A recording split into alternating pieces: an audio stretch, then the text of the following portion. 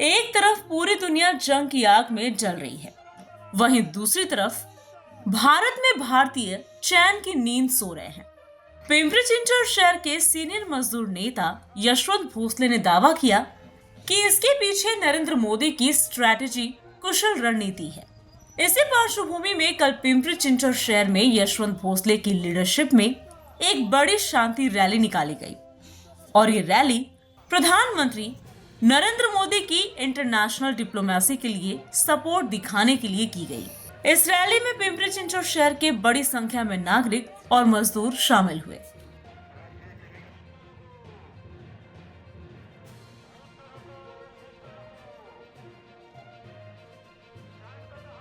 आखातामधील युद्धाचे जे काही दुष्परिणाम आज जगाला भोगावे लागत आहेत, या युद्धामुळे आर्थिक आणि जीवितहानी, मालमत्तेची हानी प्रचंड स्वरूपामध्ये जगाची होत आहे।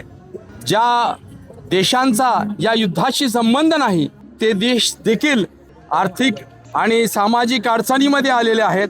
एक क्रांती विकासाची थांबलेली आहे। इस्रायल आणि अमेरिकेनं इराणवर हल्ला केला, इराणचे राष्ट्रप्रमुख यांचं त्यामध्ये निधन झालं। त्यानंतर आखातातील ज्या ज्या देशांनी एअरबेस युद्धासाठी दिले होते ते उद्ध्वस्त करत असताना त्या देशांना सुद्धा क्षती पोहोचली। दुबई सारख्या ठिकाणी आज 30 लाख भारतीय राहतात। अनेक आखातांमध्ये देश राहतात, देशामध्ये आपले भारतीय राहतात। आज त्यामध्ये 90% श्रमिक आहेत। अनेकांचे प्राण त्या ठिकाणी जात आहेत। मी भारत देशाच्या पंतप्रधानांचा आणि सरकारचं कौतुक करतो। त्यांनी जी आज संपूर्ण जागतिक रणनीती आखली, त्यामुळे आज देश हा सुखरूप राहिला। सगळ्यात महत्त्वाचं मी कौतुक करेन नरेंद्र मोदी साहेबांचं। ते इस्रायलला गेले, शांततेचा संदेश घेऊन गेले। ते पाकिस्तानला यापूर्वी गेले, ते इराणलाही गेले यापूर्वी, ते अमेरिकेलाही गेले। त्यांनी सर्वांना सांगितलं शांतता नांदावी, थोडा विचाराने आणि चर्चेने प्रश्न सोडवावेत। परंतु टोकाला गेलेला जे वाद होते ते चिघळले। परंतु आज भारत देश हा या सगळ्या युद्धामध्ये किंग म्हणून राहिलेला आहे, राजा म्हणून राहिलेला आहे। या ठिकाणी एअरबेस युद्धासाठी भूमी आमची पण मागण्याचा प्रयत्न झाला असेल, परंतु भारत आज सक्षम झालेला आहे। जगामध्ये सर्वत्र हाकार उडताना आपण तटस्थ भूमिका न घेता शांततेच्या भूमिकेत राहिलो आणि कुठेही भारताला या युद्धाची झळ पोचून दिली नाही। म्हणून केंद्र सरकारच्या आणि राज्य सरकारचं, देशाच्या पंतप्रधानाचं मी आभार मानतो। आणि महत्त्वाचा विषय असा आहे, युद्ध चालू असताना देखील इराणमध्ये अडकलेल्या भारतीयांना जाण्यासाठी 2 तास युद्ध थांबवलं आणि तिथून विमानं भारतीयांना सुखरूप घेऊन आली। हा या देशानं कमवलेला एक भाग आहे मैत्रत्वाचा। सगळ्या देशात इस्रायल भांडता इराणशी, इस्रायलमधनं भारतीय आले, दुबईमधनं भारतीय आले। 70% मुस्लिम बांधव होते। इथं आल्यानंतर त्यांनी टाहो फोडला होता की मोदीजी हमें यहाँ से लेके चलो।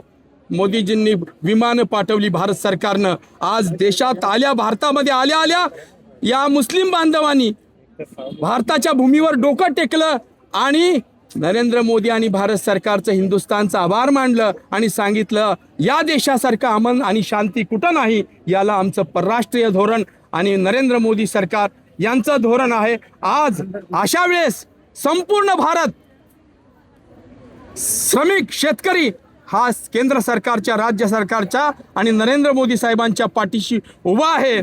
आता आम्हाला युद्ध नको, भारतानं पुढाकार घ्यावा। आणि आज आम्ही सर्वांना आजचा जो ठराव झालेला आहे युद्ध बंद करा म्हणून, आणि देशाच्या पंतप्रधानाच्या अभिनंदनाचा ठराव, आम्ही देशाच्या पंतप्रधानांना दोन्ही ठराव पाठवणार आहोत। ट्रम्पना युद्ध थांबवा म्हणून या नागरिकांचा ठराव पाठवणार आहोत। देशाची ही पहिली सुरुवात आहे। सर्व जगामध्ये पहिली सुरुवात पिंपरी चिंचवड शहरामध्ये होत आहे, ती म्हणजे शांतता हवी आणि त्याची रॅली आणि पंतप्रधान नरेंद्र मोदी आणि केंद्र सरकार यांचा आभार मानणारं ही पहिली रॅली, शांततेची रॅली आणि अभिनंदनाचा ठराव हा पहिला होत आहे। इथून सुरुवात झालेली आहे। जगाला शांतता हवी, युद्ध नको। म्हणून आम्ही आता भगवान गौतम बुद्धाच्या विहारामध्ये जाऊन त्या ठिकाणी तिथे प्रार्थना करणार आहोत। श्री गणेशाच्या मंदिरात जाऊन प्रार्थना करणार आहोत। पुढे हनुमंतरायाच्या मंदिरात जाऊन प्रार्थना करणार आहोत. शनी मंदिरात जाऊन मस्जिदीमध्ये इमाम लोकांना, आमच्या सगळ्या मुस्लिम बांधवांना सांगणार आहे, प्रार्थना करा आपल्या मंदिरामध्ये आणि युद्ध थांबलं पाहिजे.